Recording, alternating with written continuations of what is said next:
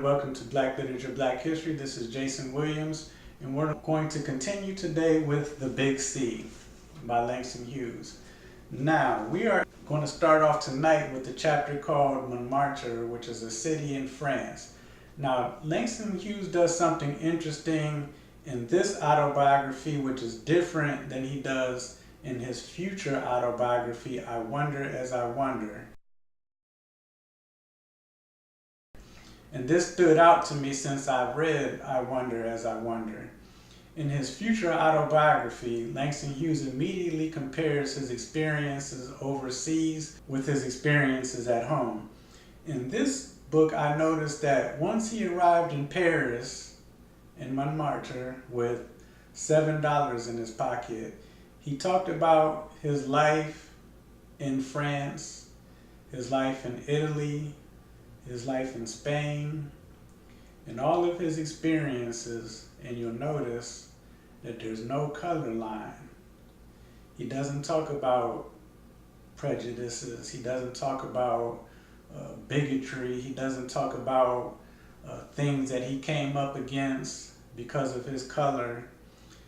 Slightly, it did come up when he was talking about a relationship that he had with an African woman named Mary, who was of like high class, but the prejudice and the color kind of came from a woman who was Jamaican. So she wasn't actually from France, which is where that story takes place. But he has a story about a Russian woman that he met, which is a very nice story. He has a story about an African woman that he was dating named Mary, which is a very lovely story in this autobiography. He talks about going to Italy with a couple friends, and he talks about some hardships that he came along, but he lived through Spain, and then he finally gets a ticket and comes back to the United States. And actually, he didn't willingly want to come back to the United States, but in Spain, he got robbed, and they took his passport, and he couldn't get another passport because, of course, he had to go to the American embassy to get a passport, and they said, we can't help you get a passport, but we can just put you on a ship and send you back to the U.S., which is what he did. But if you notice, all of his experiences in his life in Paris, in Italy, in Spain, they were, for the most part, nice experiences. He felt some hardships, but he enjoyed it because he noticed that he wasn't facing a color line his whole time there. Even when he got on the ship bound back to the U.S. with the U.S. Captain, he got into it with the captain because he was late arriving to his station, and he said the captain cussed him out, but he respected the captain because he said in all of that cursing that he did, he didn't throw one racial epithet at him. So he really, he appreciated the captain for that. Then once he gets in the U.S., he starts to do, or before he gets to the U.S., in these chapters I noticed that he did a lot of name dropping. And he named a lot of important characters that create the Harlem Renaissance, which he calls the Black Renaissance, which is a few chapters, and that's what we're going to get into when I come into the next video. But so while he's in Italy, he meets Alain Locke.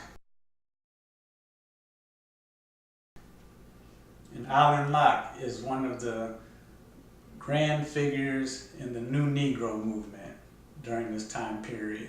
And the New Negro movement was a period where black people wanted to redefine themselves. They wanted to show that black folks were intellectuals, very important, held education very important, wanted to present themselves in a positive manner at all times. And Alain Locke was into the New Negro movement. Marcus Garvey was involved in the New Negro movement as well. There's many books, and there's actually more than one New Negro movement, and Alain Locke was involved in both of those. And then he comes to the U.S. through his poems. he gets to meet these people through his poems that he had sent to the Crisis, and he was actually a writer for the Crisis, which is W.B. Du Bois' paper, and people knew his name, but they didn't necessarily know who he was. But he got invited to parties. He met Carl Van Vechten, which is a white man who eventually becomes sort of a mentor to Langston Hughes, and he writes a book called Nigger Heaven, which black people immediately rejected because of the title, but if they would have read it, they would have appreciated the work, and we're going to look at that. He actually lands a job with Carter G. Woodson,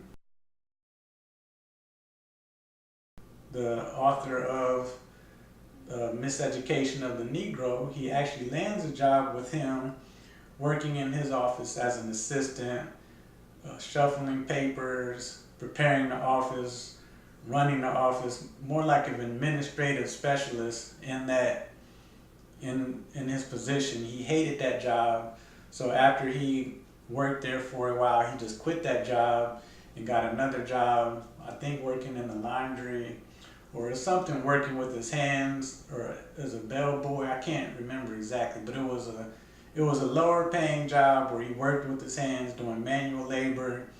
It didn't have much prestige, but he appreciated that job more than he did working as assistant to Carter G. Woodson.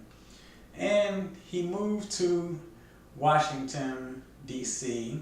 because he wants to go to Howard University, which is where Dr. Allen Locke was a professor, and there he meets high society black people.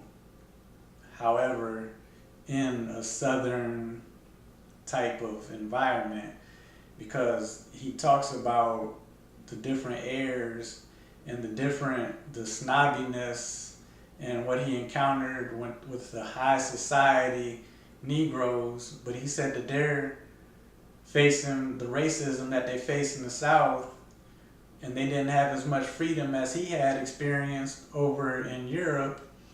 They didn't even have the same freedoms that he experienced when he was in New York. But they still put on these airs. They separated themselves based on what job you had and how black you were.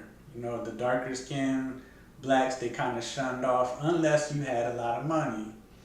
And he didn't understand this because he said, Langston Hughes said he didn't really understand it because these black people that put on these airs, they didn't make that much more money than the black people that they were trying to separate themselves from. He just knows that he didn't like those black people. He just knows that he didn't like to be around the high society black people. And he actually moved into a place where he was. Now we want to just read it to you. And he says here, "By now I wanted to go back to college anyhow, and I thought that Howard in Washington would be a good place to start if I could manage to get together the tuition. So I bought a ticket to Washington.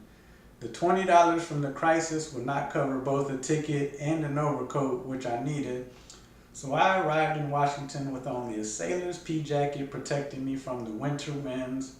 All my shirts were ragged and my trousers frayed.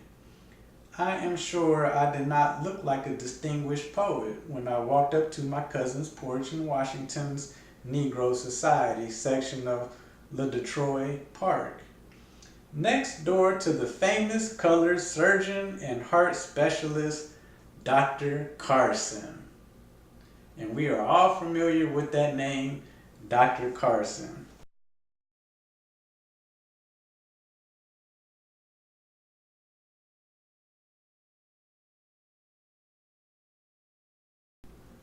So, Langston Hughes, so he met, he knows many people. He dropped some names, and, I could make videos about each one of these names that he dropped, but I just want to read this little part right here. What he experienced. He does compare his experiences overseas with the U.S. right here. Okay. Negro life in Washington is definitely a ghetto life, and only in the Negro sections of the city may colored people attend theaters, eat a meal, or drink a Coca-Cola. Strangely undemocratic doings in a place in the shadow of, quote, the world's greatest democracy. In Europe and in Mexico, I lived with white people, worked and eaten and slept with white people, and no one seemed any the worse for it. In New York, I have sat beside white people in theaters and movie houses, and neither they nor I appeared to suffer. But in Washington, I could not see a legitimate stage show because the theaters would not sell Negroes a ticket. I could not get a cup of coffee on a cold day anywhere within sight of the Capitol because no, quote, white restaurant would serve a Negro. I could not see the new motion pictures because they did not play in the Negro houses. I asked some of the leading Washington Negroes about this, and they loftily said that they had their own society and their own culture. So I looked around to see what that was like. To me, it did not seem good for the, quote, better class Washington colored people, as they called themselves, drew rigid class and color lines within the race against Negroes who worked with their hands, who were dark in complexion and had no degrees from colleges. That still goes on somewhat today. These upper class colored people consisted largely of government workers, professors, and teachers, doctors, lawyers, and resident politicians. They were on the whole as unbearable and snobbish a group of people as I have ever come in contact with anywhere. They lived in comfortable homes, had fine cars, played bridge, drank scotch, gave exclusive, formal parties, and dressed well, but seemed to me altogether lacking in real culture, kindness, or good common sense. Lots of them held degrees from colleges like Harvard and Dartmouth and Columbia and Radcliffe and Smith, but God knows what they had learned there. They had all the manners and airs of a reactionary, ill-bred nouveau riche, except they were not really rich, just middle class, and many of them had less fortunate brothers or cousins working as red caps and porters. So near was their society standing to that of the poorest Negro. Their snobbishness was so precarious that I suppose for that very reason it had to be doubly reinforced. So a lot of that, what he's talking about that happened back in 1924 is actually going on today, except the people in the movement there don't discuss it as much as we do today because it's really not that important to make those. All it does is separate the race, and then you get people like Langston Hughes and people who are really recording history, making history, very active in society. You know, they can't bear it because it's ignorant to make those distinctions based on your skin color. We get mad at white people for trying to say that they're better than us because of our skin tone, but then we turn around in our own community and try to do the same thing both ways. So Langston Hughes addresses that there, and then he moves on, and then he goes to talk about a poet that he really liked that put him on the map named Vachel Lindsay. That's a poet that he met. I don't know that much about Nicholas Vachel Lindsay. But then after this chapter, we're going to get into the Black Renaissance, which I'm very excited to get into because this is where he starts talking about black people and what was renamed the Harlem Renaissance. And it starts out with a chapter called When the Negro Was in Vogue. So, to talk about discourse, Europe has a different discourse than the U.S. when it comes to black people and implementing white supremacy. So you notice that when Langston Hughes was in Europe, he lived a very decent life. He was very happy there because he didn't have to face the rigid color line, which was made in the U.S. That's because in the U.S. we had slavery. After slavery, we had Reconstruction. Then after the Reconstruction, we have segregation and Jim Crow, which they never implemented in Europe. Europe did participate in the slave trade. They originated the slave trade. However, all the European nations outlawed slavery way before, hundreds of years before the U.S. did. So they don't have that rigid color line. As a matter of fact, the rigid line in the European countries is the class line. Because even Alexander Dumas